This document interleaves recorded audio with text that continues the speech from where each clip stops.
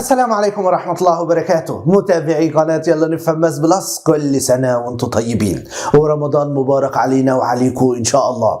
والسنة الجاية أكون بهنيك برضه، ربنا يديني ويديك طولة العمر وانت محقق كل أمانيك بإذن الله إن شاء الله. بالنسبة للناس بقى اللي عمالة تعمل أخماس في أسداس دلوقتي، عمالة تحسب يا أستاذ أنا عندي رمضان ده في 31 مسلسل، تمام، وأنا عندي منهج قد كده. طيب هو رمضان جاي يوم 23 3 هيخلص، قول 23 4 وامتحاني يوم 6/5 بداية الامتحانات، يبقى أنا معايا 13 يوم هلم فيهم المنهج. غلط يا سوكا، ما ينفعش يا باشمهندس. باشمهندس قسم وقتك، ظبط اولوياتك. اول اولويه عندك صلي التراويح عزيز الطالب عشان يبقى عندك بركه. لازم تصلي يا باشمهندس في رمضان. تاني حاجه يا باشمهندس لازم تصحى نهار رمضان، ما تنامليش طول اليوم وصحي طول الليل، مش هتنهض تعمل حاجه بالليل يا هندسه. خلي معزوم عندنا النهارده هيمشي، خلي الساعه 10 بالليل،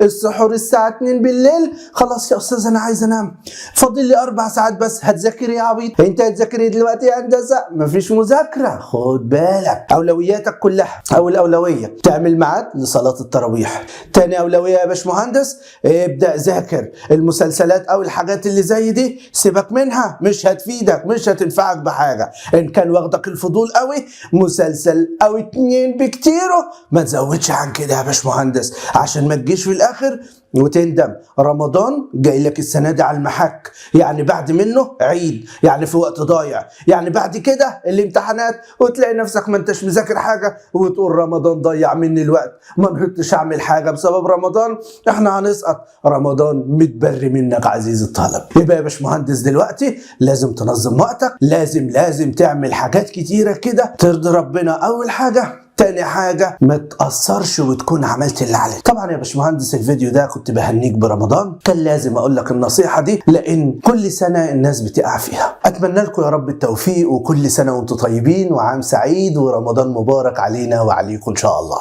والسلام عليكم ورحمة الله وبركاته.